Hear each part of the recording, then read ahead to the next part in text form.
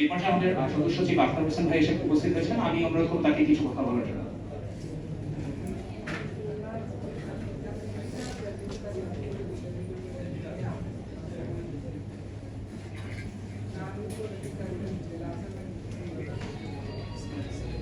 আসসালামু আলাইকুম।